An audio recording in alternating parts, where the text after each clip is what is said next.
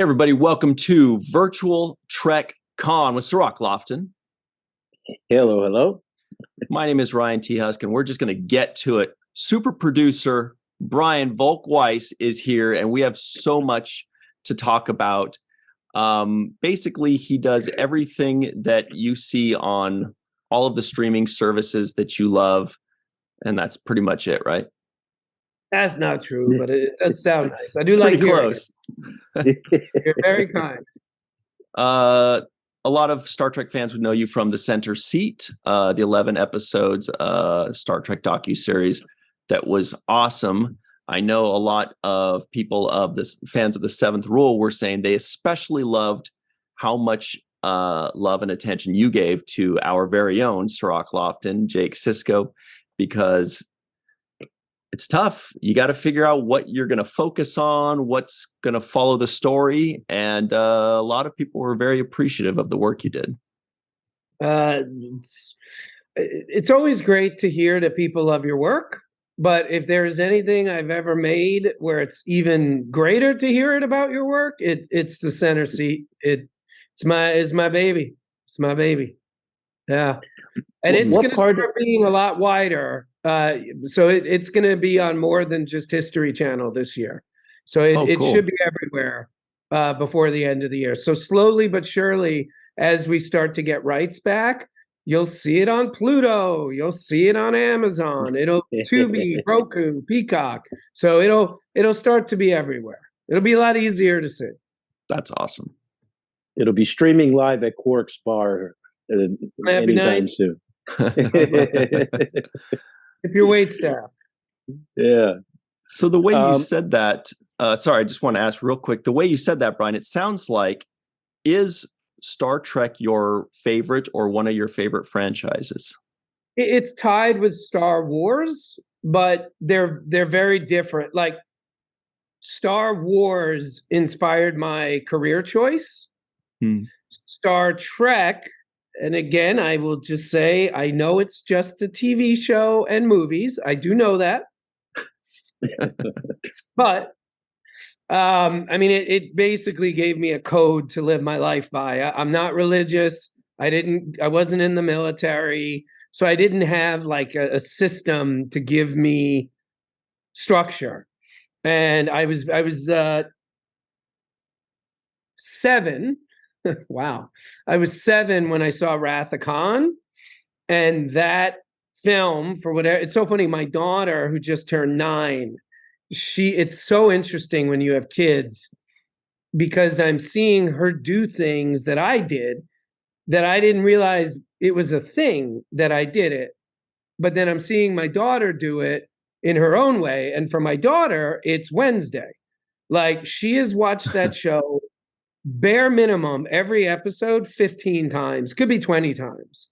And that's what I did with Wrath of Khan. And that film, you name it, from not believing in no-win scenarios, like, that's what changed my life. That's what gave my life structure. And then, rumor has it, they made more than just Star Trek II. So everything that came after continued to just give me reinforcement, from Picard to Sisko to Janeway, to the modern Pike, like that. You see what I did there? Yes. That's given me a structure by which I try to live my life. But those would be my top 2, tied for first place. And speaking of that, because you mentioned the structure and kind of the life code. And then the people that you mentioned were captains. You said Picard and Sisko and Janeway. And my question, I guess, is more of an observation: is the leadership skills that these captains show in the shows and the episodes and the movies are similarly applied in your own life when you are a leader of a project in these projects that you put together? Is that the same kind of approach? You use those same skill sets? Yes. The simple answer is yes. The simple answer and the truthful answer is yes. But the more complicated, nuanced answer is, I am a leader because I saw what they did and I wanted to be that. So, I'll give with Kirk, like I said, that's where it all began. For a long time, all through high school, all through college, at the beginning of my career, I was very Kirkian. But as I've gotten older, I find myself becoming more Picardian and Ciscoian. Did I make those words up? No, those are definitely words. Nope.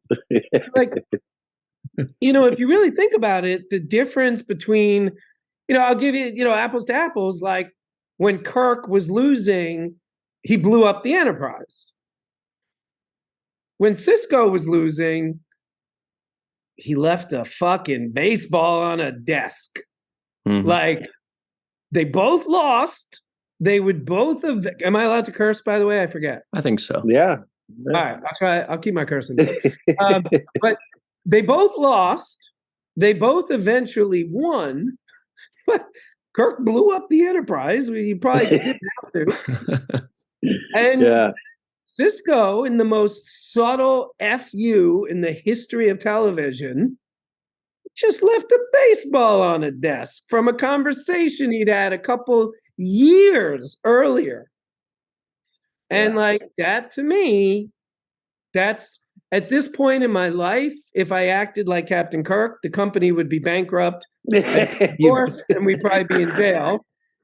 So it's not too applicable. It's not too great to be Kirk at the moment. But being Picard or Cisco, that's what I think my job and my life requires of me now.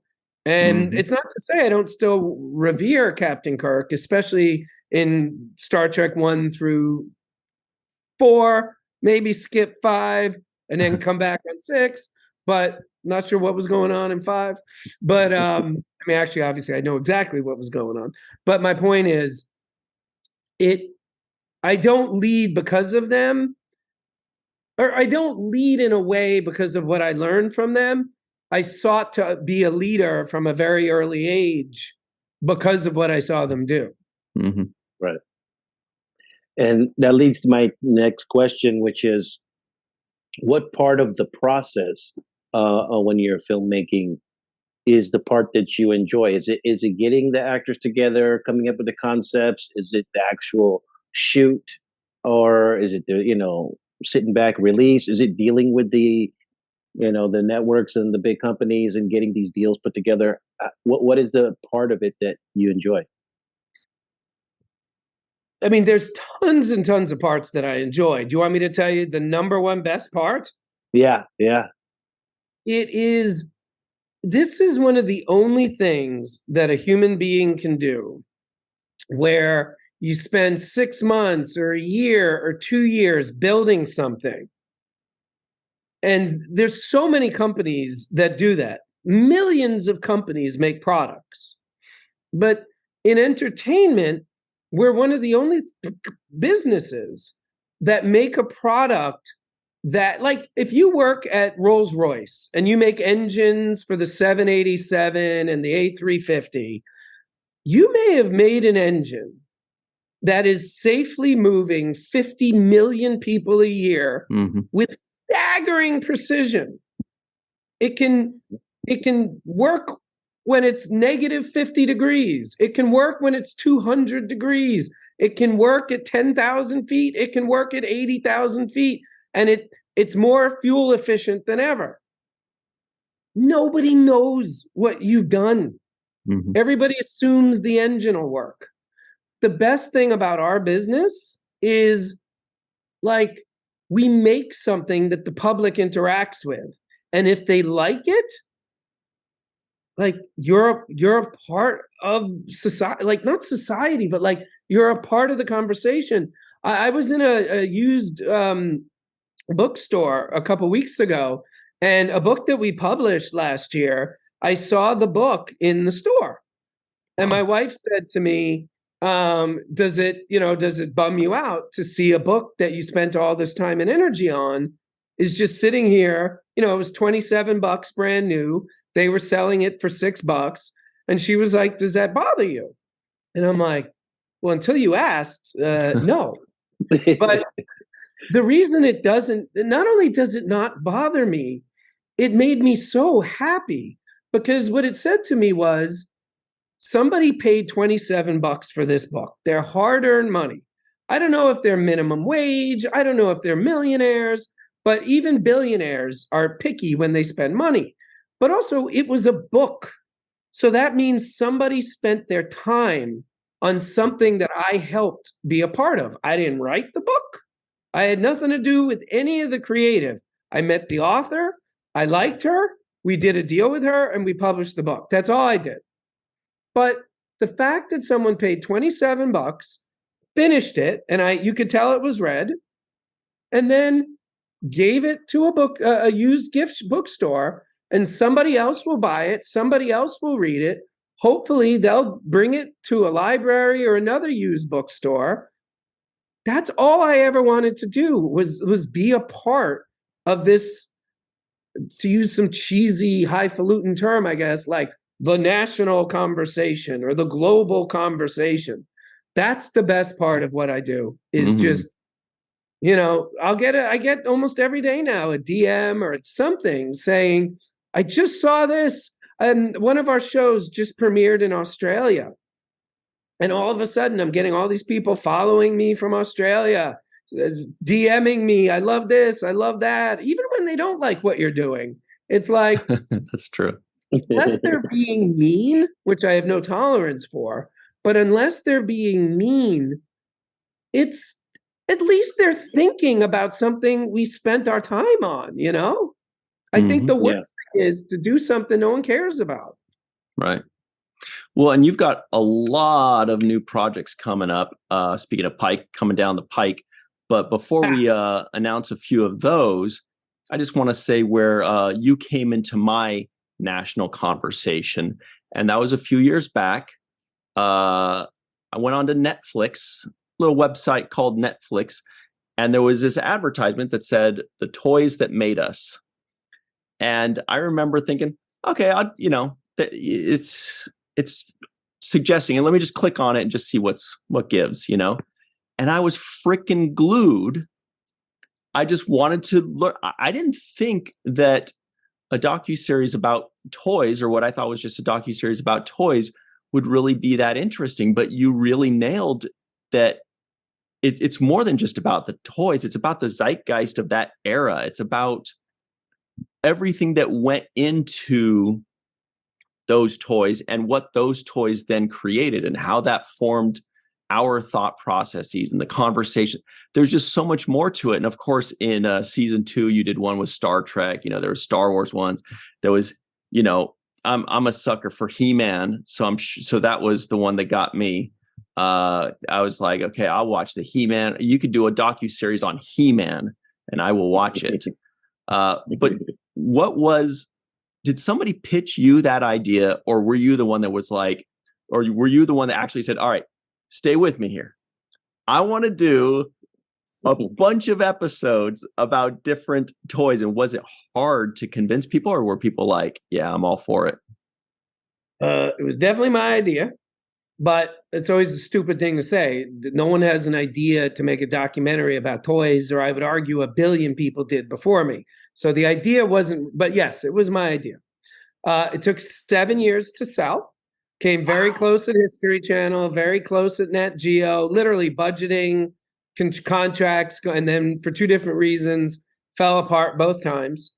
And then it was the luckiest. It changed my entire life. There was a guy at Netflix, literally just had lunch with him today, a guy named Devin. I'm not supposed to say last names because then they get 1 billion emails. But a guy named Devin, I knew him because my company also does a lot of stand-up comedy specials. So he was the guy in charge of acquiring stand-up specials for Netflix. So one day he called me up and he was like, "Hey man, I'm now running unscripted for Netflix. Do you have any ideas?" How many producers get asked that question by a network? They dream of it. Believe it or not, I do. So I sent him the deck that we had developed for History Channel, which was called The Toys That Made America. Actually, it was called The Toys That Built America. Sound familiar? And that he called me up one day, and even this conversation changed everything. He said, and by the way, the picture, the deck, the picture, just to show you how different this version was, the image on the cover of the deck was that famous picture of George Washington crossing the Delaware, except all the heads of the people on the boat were replaced with famous toy heads. Nice. So George Washington was Optimus Prime. The guy rowing in the back was the Baroness. So that's what the show, that was the show I originally had conceived. Yeah. What Devin said to me in that first call after he had read the deck was, the show that Netflix would do would be like your idea meets that 70s show. To which, of course, I said to him, what the hell are you talking about? What does that mean? This is what he said. And this, by the way, everything we do ties into this thing he said to me, which was, Netflix considers that 70s show to be the perfect show. Here's why. The cast is very young and good looking. That gets young people. The era is the 70s. That gets old people. So we made a new deck and a new sales tape that completely changed what the show would have been for the History Channel or Nat Geo. That's what got greenlit. And that's what you saw. And in my opinion, I don't know if other people would agree with this or not, but in my opinion, that's what everything we've done, from movies that made us to Behind the Attraction at Disney Plus to The Center Seat, Icons on Earth, Toy Store Near You, that's what they all have in common. We're making them and this is really, from my point of view, what we do that's so hard.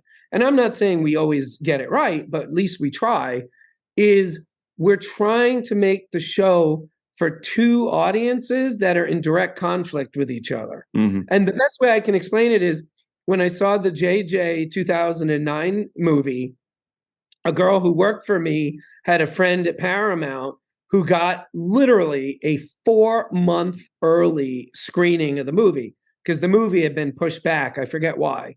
So I go with her, you know, she's this girl I work with, you know, I'm her boss, and we're sitting in the theater, and within 3 minutes, I am bawling my eyes out. And I'm embarrassed. I'm with this girl I work with, you know, whatever. From that opening scene. From that opening scene. By the way, I was amazing. crying the whole movie, not just that scene. But I cry a lot in movies. So I'm literally sitting there crying, trying to like hide my face. I don't want her to see me crying. By the way, this girl, 0.0 interest in Star Trek. The only reason she was there was because she had to be there to get me in. I was her +1. So I'm like kind of hiding. So I take a little look at her to see if she's seeing me crying. She's crying too.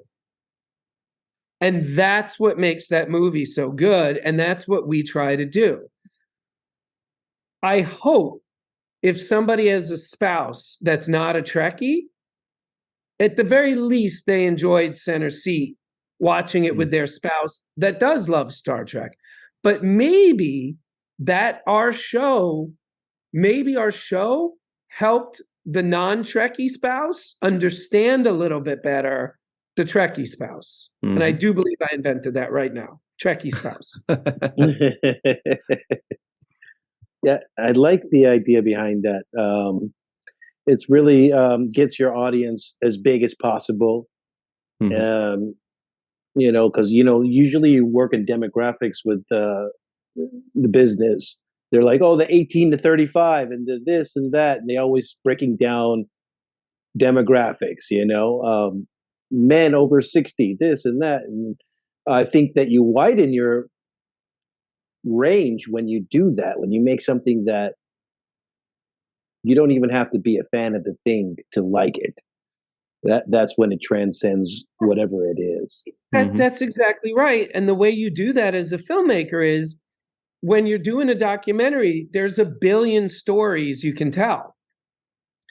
But if you pick the stories that tell your story, but also speak to any age, any race, any sex, so I mean, like, as if you saw the first episode of Center Seat, and this was a lifelong thing that drove me crazy, was Lucille Ball not getting any credit. So that was something I wanted to do for decades. But if you really think about it, male, female, black, white, straight, gay, whatever, anybody can relate to getting screwed. Mm-hmm. Anybody can relate to not getting credit when you work hard. Anybody can relate to not getting the money. And again, Lucille signed a contract. That's why she didn't get paid. She has nobody to blame but herself.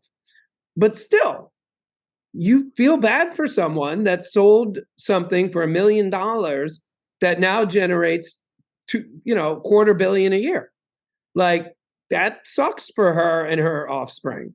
So for me, that was a perfect Star Trek story, but it was also a human story that any human being can relate to. Elon Musk, one of the richest people alive, doesn't need charity, doesn't need help, nothing.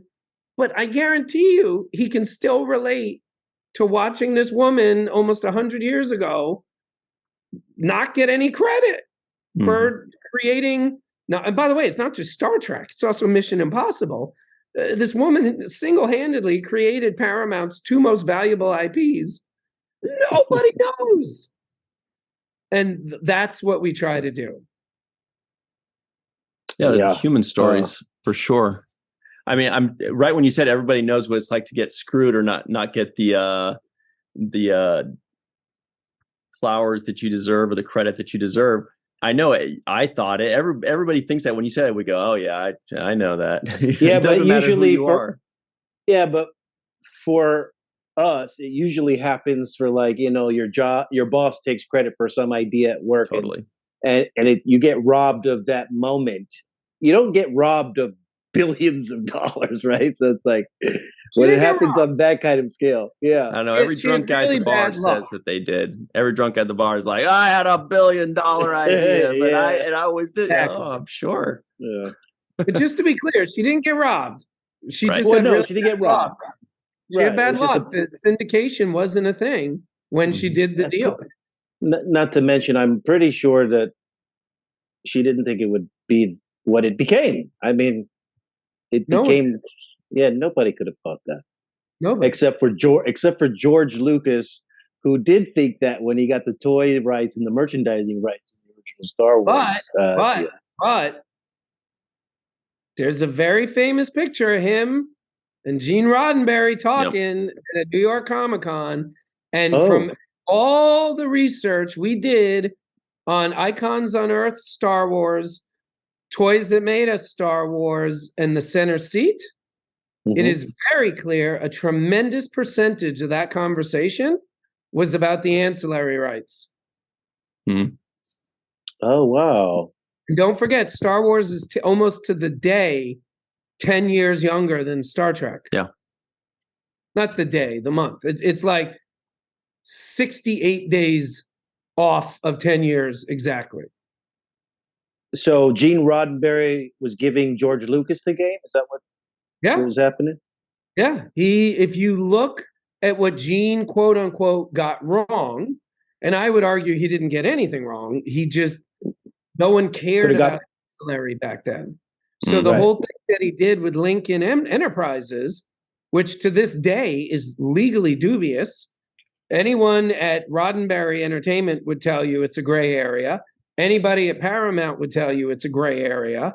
If they went to court, both sides do not know what the outcome would be. And that's why they've agreed to continue working together in this gray area. But it's a gray area. Whereas when George Lucas did his deal with Fox, there was nothing gray about it. Right. Now, you mentioned in all of that, Icons Unearthed, and all of the radical, I guess, research. It sounds like you're just extremely researched in all of these projects that you do. Icons Unearthed, currently running season 3, but What is season 4 going to be? Season 4 is not just Marvel movies, but it is every season is 6 episodes. Marvel is 8. So it's a supersized season. Because we need more of that. I'm a big Marvel Yeah. head. I'm a big, Marvel guy. DC less. For some reason, Marvel was just the one that grabbed me as a kid, and DC less. Do you have a preference, or are you legally obligated to say Marvel right now? Oh no, I can say it. It's funny. There's only one superhero for me, and that's Batman. Every other superhero, to a certain degree, is on the same level. Like if you look at my toy collection, I have a gigantic. It's probably the second or it's probably the third or fourth biggest genre of my collection is Batman. Wow. So, I mean, it's crazy. I look at DC Marvel, like, for me, DC was like IBM and using Microsoft, and Marvel was like the iPhone, the Apple. It was just like clean, easy, user friendly. And to me, that was the difference. So I gravitated more towards Marvel and X-Men and Punisher and whatnot, more so than, even though I did have the Batmans and a few of the other stuff, but mostly was Marvel for me.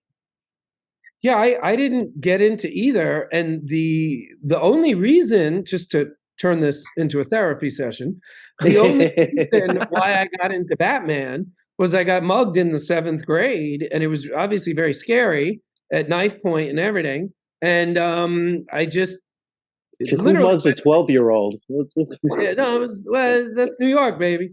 Yikes. So I just gravitated towards Batman after that, and give me your backpack and your little juicy box. Pretty much, yeah. They changed the course of my life for about a probably $30 jacket. Yeah. Jesus. Wow. So then you like the idea that Batman was kind of like. See, I gravitated to Punisher for those same reasons. I thought Punisher was the guy who was going to pay back. He was going to get the ultimate payback. And so Batman was your payback guy. Yeah, it's so funny. The police found the people who mugged me, but my mom, right or wrong, we'll never know, made the decision not to press charges because she was like, if we press charges, then they'll probably beat up Brian as soon as they get out of jail or worse. And again, in retrospect, I don't know, maybe that was the right thing to do. Even if she was wrong, her heart was in the right place. But as a 12, 13-year-old, you just want justice. And Batman was dealing out justice every 30 minutes. And but my point is, when I saw Iron Man, when I saw Thor, that's when I learned who they were. I had no idea who they were. I never read an Iron Man comic, never read any of those things. So I've been learning through, and that's true of every character except Batman. Wow. So when you do this Icons on Earth, how much of it is going to be the comic versus how much is it going to be the movies? So the first episode is basically from the founding of Marvel until literally the green light of Iron Man. Wow. Then the second episode is Iron Man, and we go all the way through Ant-Man. Okay. I had the pleasure and privilege of meeting Stan Lee at a convention. And this was like I guess it was so long ago that he didn't even have a line, or like there was like no crowd there. And I remember I walked right up to his table, introduced myself. It was like a treasured moment in my life, having shook Stan Lee's hand and just knowing how much money I gave him buying all of these comics that I still have to this day sitting in boxes. So I was just so grateful to have met him. Is Stan Lee obviously going to be heavily featured in this, right? Or Yeah, he's all over it. But by the way, you know what's funny, man? You just reminded me of this. I've never even said this out loud before. In either it was 98 or 99 in Pasadena, I went to a convention, second convention I ever went to ever. And Will Wheaton, it was the most sad thing I've seen in my life. I mean, he had maybe one person come by in 20 minutes. I saw the same thing. I saw him at a convention last year. It must have been 80 to 90 people waiting for him to sign their. Yeah. You know what changed that? Because I saw that at a Star Trek Las Vegas, which was the biggest Star Trek convention in the world several years ago. And I remember looking, and he was just by himself, and he smiled and like waved, and he was very friendly. And there was nobody at his tables, and it was so strange. And then he just blew up, and I think that's from the tabletop gaming. I think that's where, he started that, or he worked on that. And then that just put him in a completely different level. Now he's, this huge guy. You're not going to see nobody at his lines anymore, at his table anymore. That's for sure. Yeah, no, it's unreal. That's why I couldn't believe Stan Lee. I couldn't believe seeing Stan Lee sitting there, like looking for somebody to talk to him. Like, I guess I'll talk to you. Chance, Yeah. I've met him a few times over the years, usually in green rooms and stuff. And that guy's a trip. I mean, he is what you think he is. I mean, he's a high end. I met him he was in his late 70s the first time I met him. The last time I met him, he's probably in his mid 80s. He had the energy of a 25-year-old. Mm-hmm. So, Brian, you're also the man behind a toy store near you. You're working on a new season for that. Yeah, we're actually doing 2 seasons. Wow. For whatever reason, we always get picked up in 2-season intervals. So we're in post right now on season 6 and in production on season 7. And we can't guarantee anything, but we are trying very hard to get both out this year. And as of now, we're on schedule. Wow, knock on wood there. I've got a toy store story. Toy store story. Michael Jackson. I met Michael Jackson. I didn't meet him. I saw him at a toy store in Beverly Hills. I was going to pay my phone bill, and I see a crowd gathered in front of the toy store, and I'm like, "What do you guys? What's going on?" They're like, "Michael Jackson's in there," and of course, I joined the crowd. Like, "Well, he is. We'll move out of the way. Give me a spot."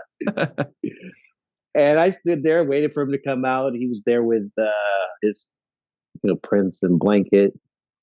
But he came out, walked past everybody, took a couple of photographs, and that's my toy store story. Right. But what is it? Yeah, tell me one of yours. Tell me one of your. Well, no, I was going to tell you my Michael Jackson story. Oh, okay. This is like 2006 or 2007. I used to be a manager, and one of my clients was gigantic. He was an arena stadium act. Big success.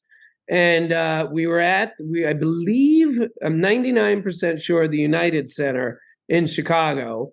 And, normally when you're doing these shows, you're there all day. It's the most boring thing in the world. You're walking around this giant famous arena with nobody in it. It gets a little weird and whatever.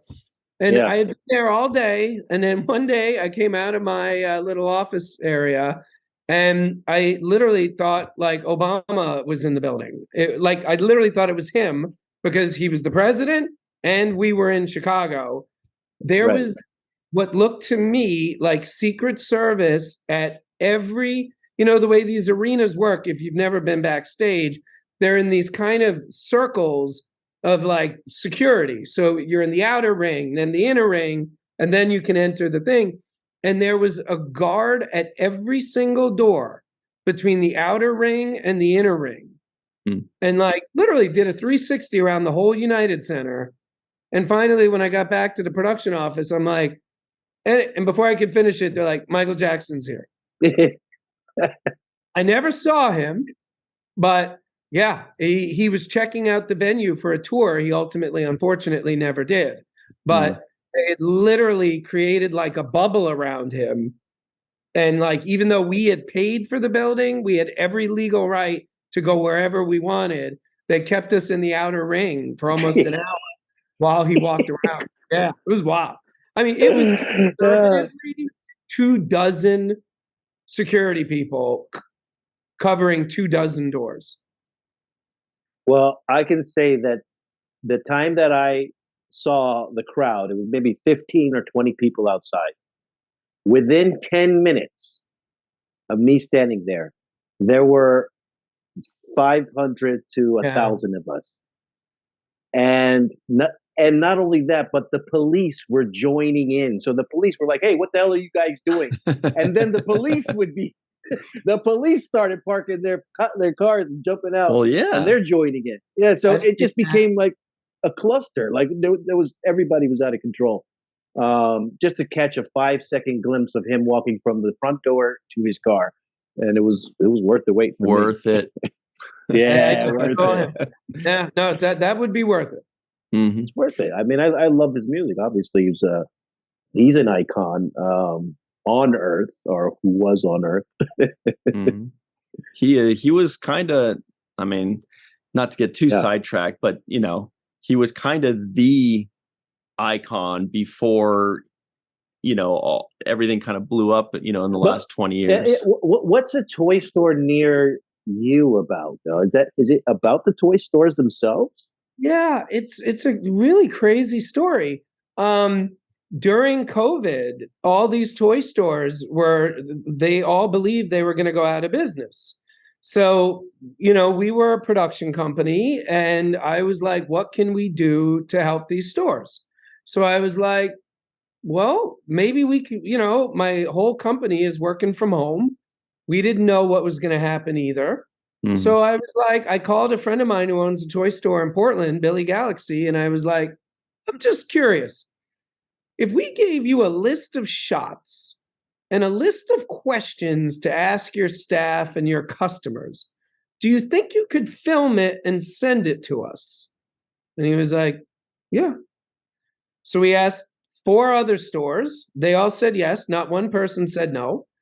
And that's what happened. We made this basically unwittingly. We made a pilot with Billy Galaxy's store, and it was all about how his store was dealing with COVID. I sent that to every network that I know. Amazon loved it, and they greenlit it for 1 season of 5 episodes. Yeah. That's what we did. It was 5 stores. They shot everything themselves with iPhones. I did not realize that. Wow. And basically it was a huge, huge hit. The majority of the profit goes back to the stores, and the marketing for the show is very helpful for the stores. I do believe the stores care more about that than they do about the money they get every quarter. But it was a huge hit, and Amazon picked up season 2 and 3. Then they picked up season 4 and 5, and now they've picked up season 6 and 7.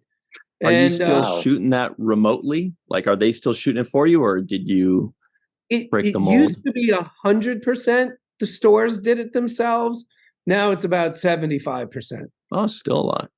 Yeah. Oh, yeah. No. They do. They absolutely do the vast majority. Yeah. It's amazing. It's just sometimes there's certain things that I get a little artsy fartsy about, and like I want to send a drone or just something, and we get involved a little bit, but it's primarily the stores. And the funny thing is, like, it's so funny.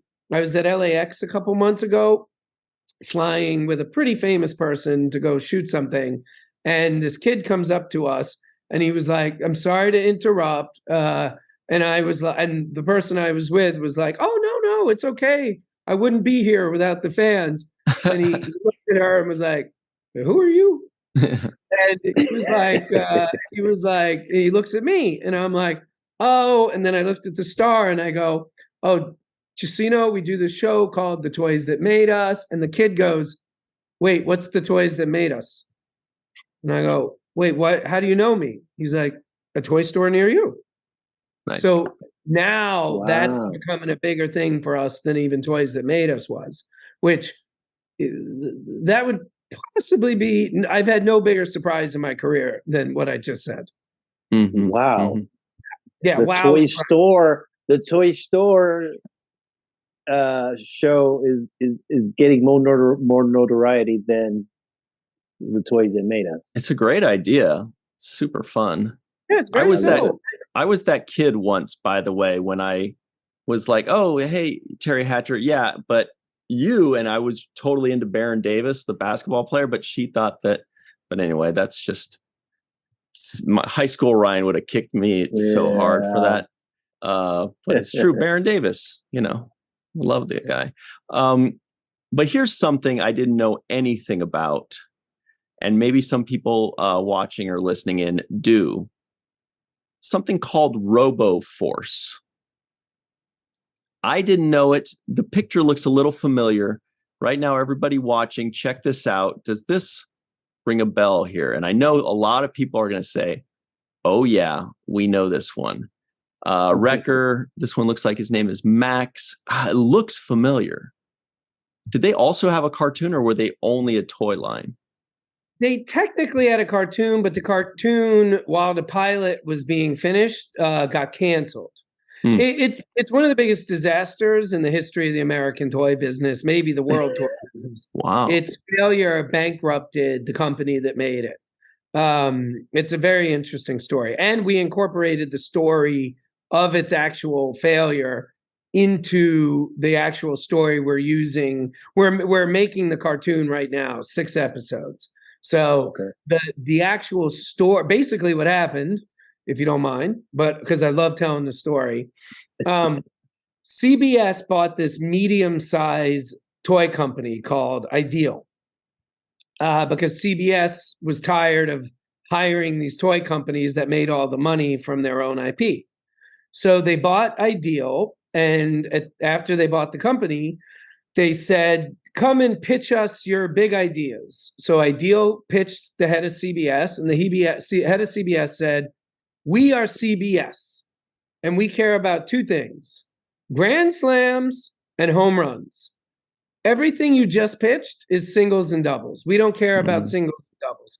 Come back in a month and pitch us a grand slam. So this small, medium-sized toy company scratched their heads and came up with this thing called RoboForce. Most toys launch with 7 characters. They launched with 32 characters, 2 vehicles. Most lines don't even launch with any vehicles. They launched with 2 vehicles. Every kind of consumer product you can think of. Bed sheets, spoons, pillows, snow shovels. They even in 1983 were selling a $2,000 robot that looked like the lead character, whose name at the time was Max Steel. Okay, this is a giant size one, right? The main one was like this big. The giant one was like 3 feet tall. Yeah, I think that's what I've seen. I've seen that giant robot at a collector's store, like an antique vintage collector store. I've seen the giant. Yeah. So at Toy Fair, which is like the big toy event of the year up until today, like it's still going on.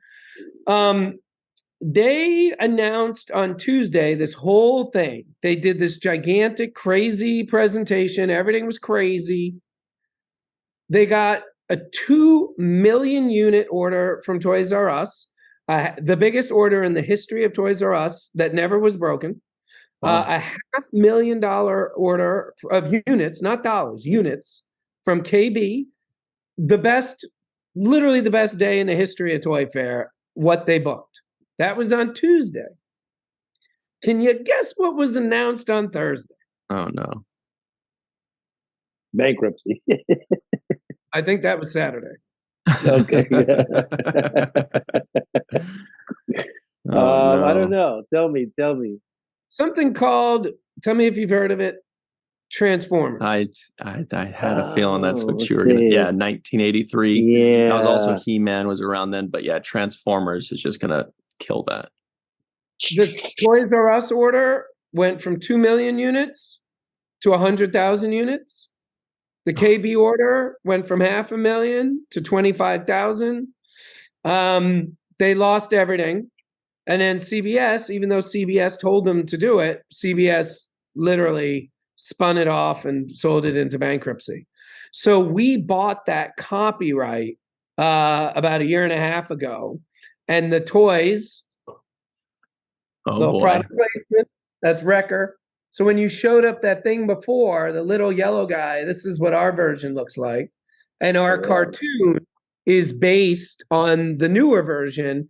And we incorporated that story into the cartoon. So even if you read the back of the box, now that I told you what really happened at Toy Fair, even though the show takes place about 110 years from now, that story is the bedrock of our story.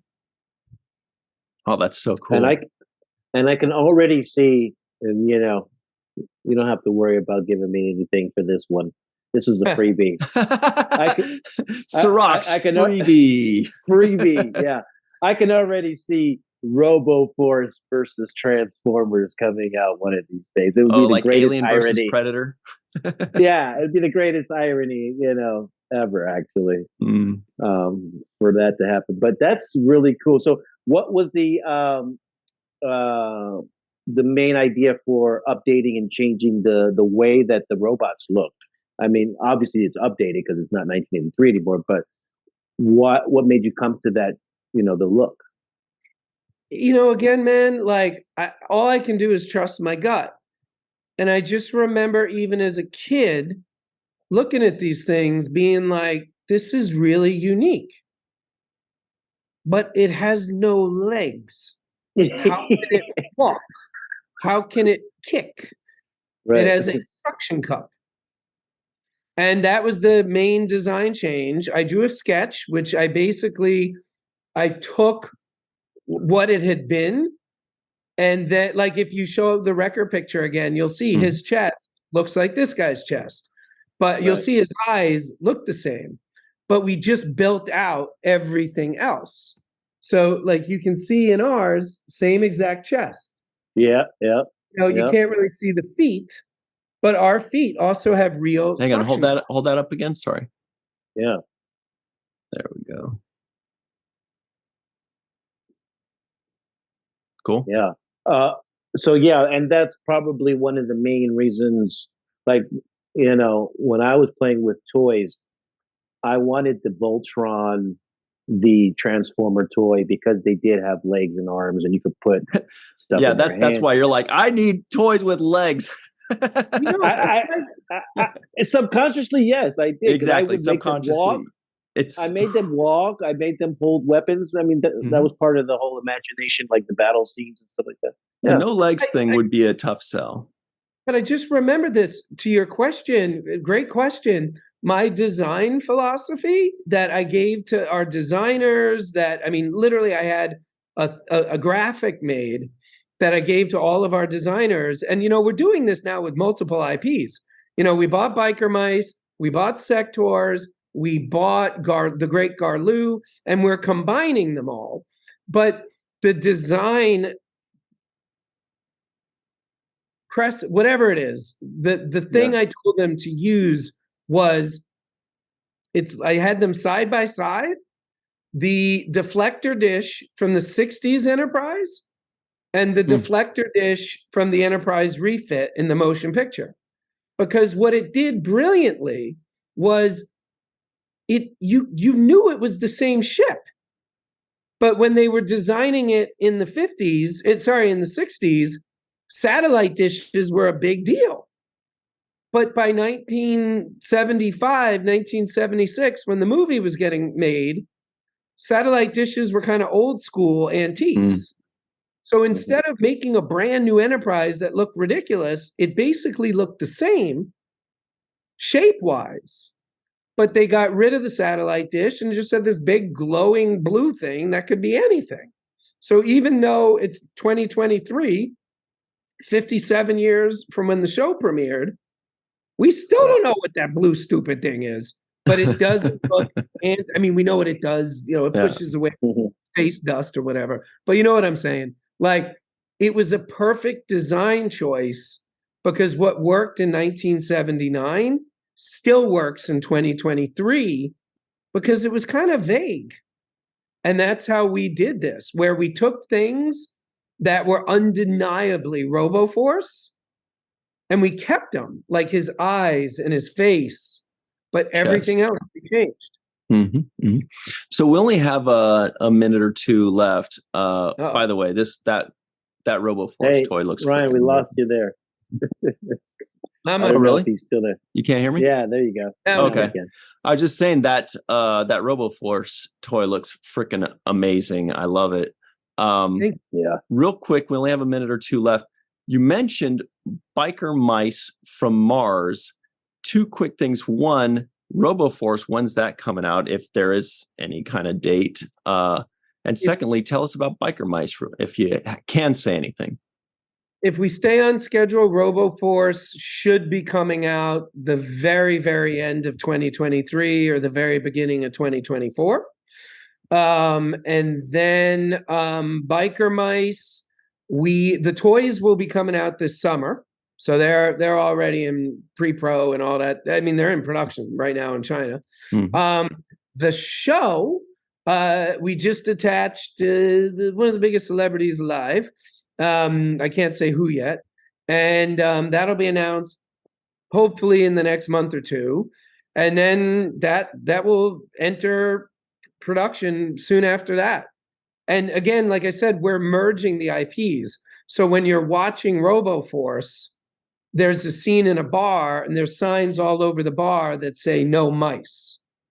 So like that's basically saying RoboForce exists in the same world as biker mice, which exist in the same world as Sectors and Power Lords and the Great Garloo. And in case you or any of your listeners have never heard of any of these IPs, A, it doesn't hurt my feelings. B, I'm not surprised. C, we don't have the money yet to be trying to buy Transformers. So we've been, getting the IPs that we can afford, and then we're combining them so that each series helps build all of them.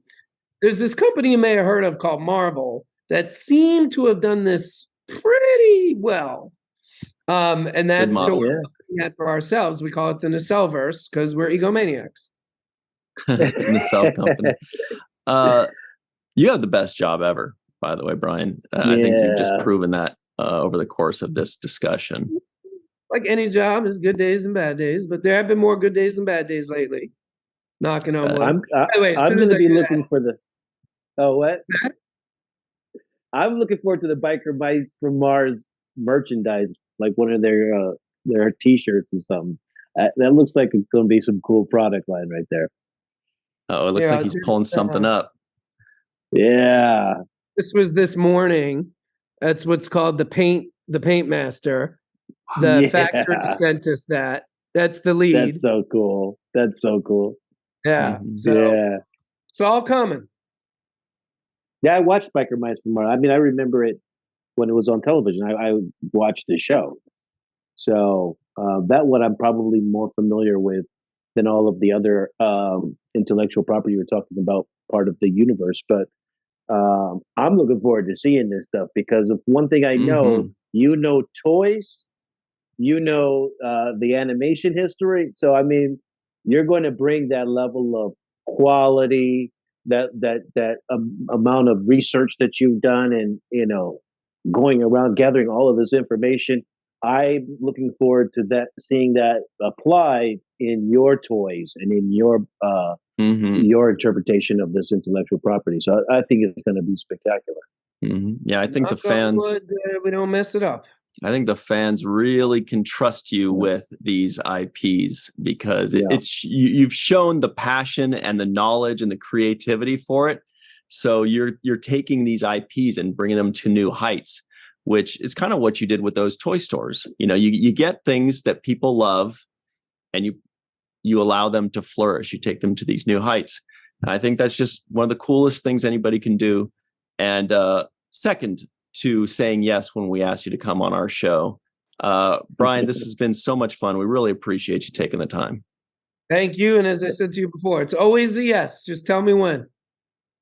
That's so cool. Because you got a lot of things coming out, so we want to keep talking about it.